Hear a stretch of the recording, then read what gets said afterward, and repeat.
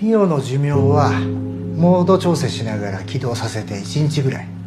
久しぶり。8年ぶりくらいか。再会できてよかった？もちろん。精度はミオさんだと思っていい。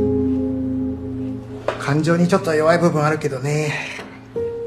変換で AI をモジュールとして使うので電気は食うんですよ。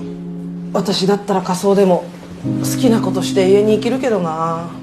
直人君は今を生きてね。